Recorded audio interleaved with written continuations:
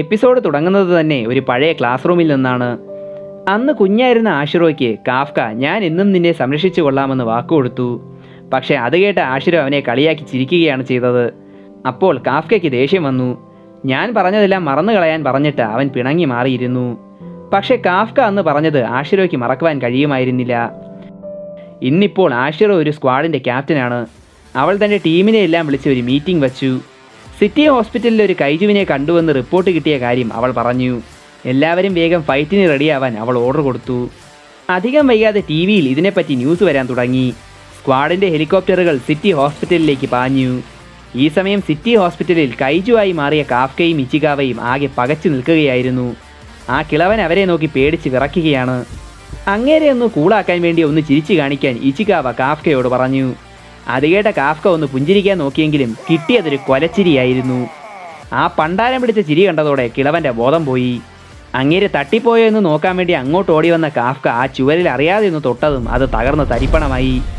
തൻ്റെ സ്വന്തം പവർ കണ്ട കാഫ്ക ആകെ പേടിച്ചുപോയി.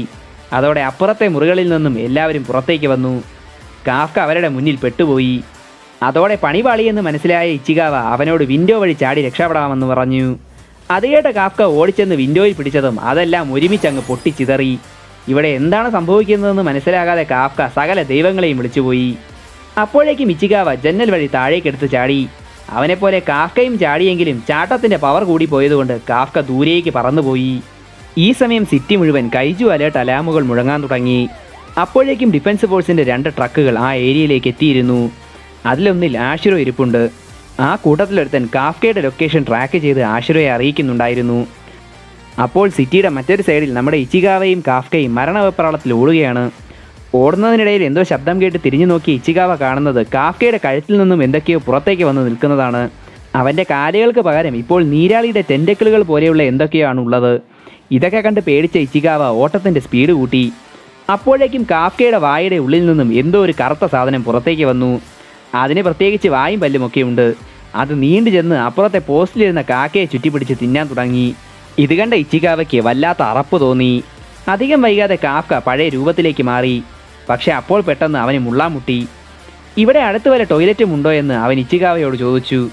പക്ഷേ ഈ സമയത്ത് ടോയ്ലറ്റ് നോക്കി നടന്നാൽ പിന്നീട് മുള്ളാൻ നീ ജീവനോടെ കാണില്ല എന്ന് ഇച്ചികാവ അവനെ ഓർമ്മിപ്പിച്ചു.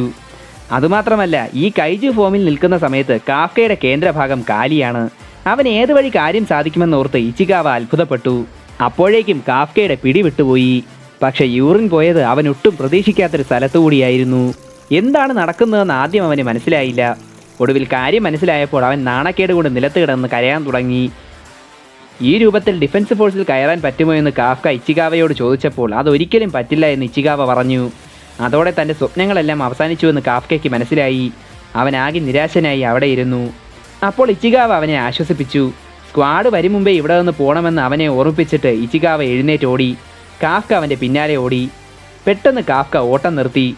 ഭൂമിക്കടിയിൽ നിന്നും ഏതോ ഒരു കൈജു വരുന്നുണ്ടെന്ന് അവൻ സെൻസ് ചെയ്തു. ഇന്നലെ നമ്മളെ ആക്രമിച്ച അതേപോലെയുള്ള കൈജുവാണ് വരുന്നതെന്ന് അവൻ ഇച്ചികാവയോട് പറഞ്ഞു. അപ്പോഴേക്കും സിറ്റിയുടെ മറ്റൊരു സൈഡിൽ നിന്നും പൊട്ടിത്തെറിയുടെ ശബ്ദങ്ങൾ കേൾക്കാൻ തുടങ്ങി. കാഫ്ക പറഞ്ഞത് സത്യമാണെന്ന് ഇച്ചികാവയ്ക്കും ബോധ്യമായി. രക്ഷപ്പെടാൻ പറ്റിയ അവസരമാണിതെന്ന് മനസ്സിലാക്കി അവർ അവിടെ നിന്ന് ഓടി രക്ഷപ്പെട്ടു. ഈ സമയം സിറ്റിയിലേക്ക് വന്നുകൊണ്ടിരുന്ന സ്ക്വാഡിന് പുതിയൊരു കൈജുവിൻ്റെ ലൊക്കേഷൻ കിട്ടി. അതോടെ ആഷിറോ പുതിയ കൈജുവിനെ അറ്റാക്ക് ചെയ്യാൻ പോകാൻ തീരുമാനിച്ചു. ആ 2 ട്രക്കുകളിൽ ഒരെണ്ണം കാഫ്കയെയും മറ്റേത് പുതിയ കൈജുവിനെ ലക്ഷ്യമാക്കി പാഞ്ഞു. ഈ സമയം പുതിയ കൈജു അറ്റാക്ക് ചെയ്ത സ്ഥലത്തെ ഒരു വീടിനുള്ളിൽ ഒരു കുഞ്ഞ് അമ്മയെന്ന് നിലവിളിച്ച് കരയുകയാണ്. അവളുടെ അമ്മയുടെ മുകളിലൂടെ ചുവരിടിഞ്ഞ് വീണതുകൊണ്ട് അവർ അനങ്ങാൻ വയ്യാതെ കിടക്കുകയാണ്. അപ്പോഴേക്കും കൈജു അവരെ കണ്ടു. കൈജുവിനെ കണ്ട അമ്മ അവളോട് അവിടെ നിന്ന് ഇറങ്ങി ഓടാൻ പറഞ്ഞു. പക്ഷേ ആ കുഞ്ഞ് അതിന് തയ്യാറായില്ല. അപ്പോഴേക്കും കൈജു ആ വീട് പൊളിച്ചു. അത് ആ കുഞ്ഞിനെ തിന്നാൻ വേണ്ടി വായും തുറന്ന് അകത്തേക്ക് കയറി. പക്ഷെ പെട്ടെന്ന് കാഫ്ക അവിടെ വന്ന് മോൺസ്റ്ററിനെ ഇടിച്ച് പറത്തി വിട്ടു. എന്നിട്ട് അവൻ നേരെ ആ കുഞ്ഞിൻ്റെ അടുത്തേക്ക് വന്ന് അവളെ ആശ്വസിപ്പിക്കാൻ നോക്കി. അവൾ പേടിച്ച് നിൽക്കുന്നത് കണ്ട കാഫ്ക വീണ്ടും ഒന്ന് പുഞ്ചിരിച്ചു. അതോടെ ആ കൊച്ച് പേടിച്ച് നിലവിളിക്കാൻ തുടങ്ങി. അപ്പോഴേക്കും ഇച്ചികാവ അവിടെ എത്തി. അങ്ങനെ അവർ ആ കൊച്ചിൻ്റെ അമ്മയെ അവിടെ നിന്ന് രക്ഷപ്പെടുത്തി. അപ്പോഴേക്കും മോൺസ്റ്റർ അവിടെ തിരിച്ചെത്തി. ഇത് കണ്ട കാഫ്ക ഇച്ചികാവയോട് അവരെ അവിടെ നിന്ന് മാറ്റാൻ ആവശ്യപ്പെട്ടു. എന്നിട്ട് അവൻ കൈജുവിനെ ഫൈറ്റ് ചെയ്യാൻ റെഡിയായി. അവൻ്റെ ശരീരത്തിൽ മിന്നലടിച്ചതുപോലെ ദേഹം മൊത്തം നീല നിറത്തിൽ വെട്ടി തിളങ്ങാൻ തുടങ്ങി. കൈജു അവനെ അറ്റാക്ക് ചെയ്തതും അവൻ ഒഴിഞ്ഞു മാറി. എന്നിട്ട് സർവ്വശക്തിയും എടുത്ത് അലറിക്കൊണ്ട് അവൻ അതിൻ്റെ മോന്തക്കിട്ടൊരു കിടിലൻ പഞ്ചു കൊടുത്തു. അതോടെ ആ കൈജു മുകളിലേക്ക് പൊങ്ങി. തൊട്ടടുത്ത നിമിഷം അതിൻ്റെ ശരീരം ചന്നം പിന്നം പൊട്ടിച്ചിതറി. അതിൻ്റെ മാംസം 4 പാടും തെറിച്ചു. അപ്പോൾ കാഫ്ക സ്വന്തം പവർ കണ്ട് കണ്ണുതള്ളി നിൽക്കുകയായിരുന്നു. കൈജുവിൻ്റെ ചോര മഴ പോലെ അവിടെ പെയ്തിറങ്ങി. ഇതെല്ലാം അപ്പുറത്ത് മാറി നിന്നുകൊണ്ട് ഇച്ചികാവയും കുഞ്ഞും കാണുന്നുണ്ടായിരുന്നു. ചോരയിൽ കുളിച്ചു നിൽക്കുന്ന കാഫ്കയെ കണ്ട കുഞ്ഞ് വീണ്ടും പേടിച്ചു. അത് മനസ്സിലാക്കിയ കാഫ്ക അവിടെ നിന്ന് നടന്നു പോകാൻ തുടങ്ങി. അപ്പോഴേക്കും ആ കുഞ്ഞ് അവനെ പുറകിൽ നിന്നും വിളിച്ചു. തന്നെയും അമ്മയെയും രക്ഷിച്ചതിന് കുഞ്ഞ് അവനോട് നന്ദി പറഞ്ഞു. അത് കേട്ട കാഫ്ക ഒന്ന് ഞെട്ടി. അവന് പെട്ടെന്ന് ആഷിറോയെ ഓർമ്മ വന്നു. അവൾക്ക് കൊടുത്ത വാക്ക് അവൻ ഓർത്തു. എന്നെങ്കിലും ഒരിക്കൽ ഡിഫൻസ് ഫോഴ്സിൽ അവളുടെ കൂടെ കൈജുവിനെ ഫൈറ്റ് ചെയ്യുന്നത് അവൻ സ്വപ്നം കണ്ടു. ഒറ്റ രാത്രി കൊണ്ട് തൻ്റെ സ്വപ്നങ്ങളെല്ലാം നഷ്ടമാകാൻ സമ്മതിക്കില്ല എന്ന് അവൻ തീരുമാനിച്ചു. പെട്ടെന്ന് അവൻ്റെ കൈജു ഫോം മായാൻ തുടങ്ങി. അവൻ്റെ മുഖവും ശരീരവും പഴയതുപോലെയായി. ഇത് കണ്ട ഇച്ചികാവ ആകെ ഞെട്ടിപ്പോയി. നമുക്ക് ഇവിടെ നിന്ന് എസ്കേപ്പ് ആകാനുള്ള ടൈമായി എന്ന് അവൻ കാഫ്കയെ ഓർമ്മിപ്പിച്ചു. അധികം വൈകാതെ ഡിഫൻസ് ഫോഴ്സും ആംബുലൻസും അവിടെ എത്തി. അപ്പോഴേക്കും കാഫ്കയും ഇച്ചികാവയും അവിടെ നിന്ന് എസ്കേപ്പായി കഴിഞ്ഞിരുന്നു. ആ ഏരിയ മൊത്തം കണ്ട ആഷിറോയ്ക്ക് എന്താണ് അവിടെ സംഭവിച്ചതെന്ന് മനസ്സിലായതേയില്ല. അപ്പോൾ അവൾ ആ കൊച്ചുകുട്ടി അവിടെ നിൽക്കുന്നത് കണ്ടു. അവൾ ആ കുട്ടിയെ ആശ്വസിപ്പിച്ചു.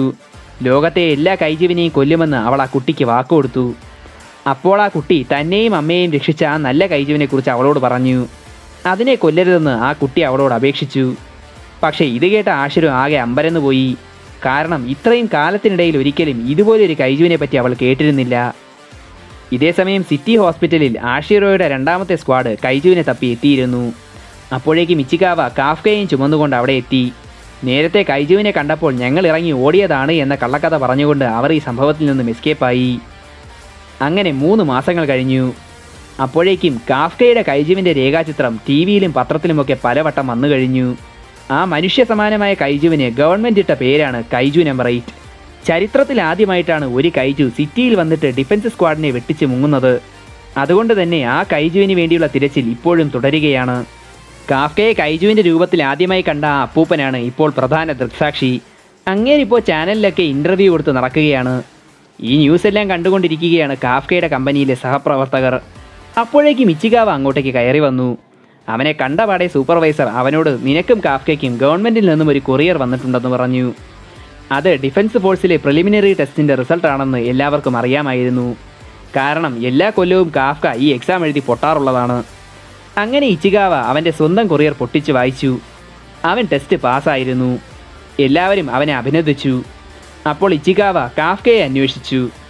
അവൻ നേരത്തെ തന്നെ സൈറ്റിലേക്ക് പോയി എന്നറിഞ്ഞ ഇച്ചികാവ കാഫ്കയുടെ കൊറിയറും എടുത്തുകൊണ്ട് അവൻ്റെ അടുത്തേക്ക് പോകാനിറങ്ങി. പക്ഷേ അതിനു മുമ്പ് അവൻ കാഫ്കയുടെ റിസൾട്ട് പൊട്ടിച്ച് വായിച്ചു. അവനും ടെസ്റ്റ് പാസ്സായി എന്നറിഞ്ഞപ്പോൾ ഇച്ചികാവയ്ക്ക് സന്തോഷമായി. അവൻ കാഫ്കയുടെ അടുത്തേക്ക് ഓടി. അവിടെ എത്തിയ ഉടനെ അവൻ കാഫ്കയോട് നീ പാസ്സായി എന്ന് വിളിച്ചു പറഞ്ഞു. ഈ സമയത്ത് ഒരു കൈജുവിൻ്റെ ഡെഡ് ബോഡിയുടെ മുകളിൽ കയറിയിരുന്ന് ഫുഡ് കഴിക്കുകയായിരുന്നു കാഫ്ക. പക്ഷേ അവൻ അവിടെ ഇരുന്നത് കൈജു ഫോമിലായിരുന്നു. ഇത് കണ്ട് ദേഷ്യം വന്ന ഇച്ചികാവ അവനെ ചാടി ചവിട്ടി. ഇതുപോലെ പബ്ലിക്കായിട്ട് പൊട്ടത്തരം കാണിച്ച് പണി മേടിക്കരുതെന്ന് പറഞ്ഞ് അവൻ കാഫ്കയെ വഴക്ക് പറഞ്ഞു. പക്ഷേ കാഫ്ക അത് മനഃപൂർവ്വം ചെയ്യുന്നതായിരുന്നില്ല. റാൻഡമായിട്ട് ഇങ്ങനെ ട്രാൻസ്ഫോം ആയി പോകുന്നതാണ്. അവൻ പെട്ടെന്ന് മുഖം പഴയപടി ആക്കാൻ നോക്കി. പക്ഷേ അവൻ്റെ പല്ലുകൾ അപ്പോഴും കൈജു മോഡിലായിരുന്നു. അതോടെ ഇച്ചികാവ വീണ്ടും വയലൻ്റായി. ഒടുവിൽ എങ്ങനെയൊക്കെയോ അവൻ തൻ്റെ മുഖം പഴയതുപോലെയാക്കി. അപ്പോൾ ഇച്ചികാവ അവന് പ്രിലിമിനറി ടെസ്റ്റിൻ്റെ റിസൾട്ട് കൊടുത്തു.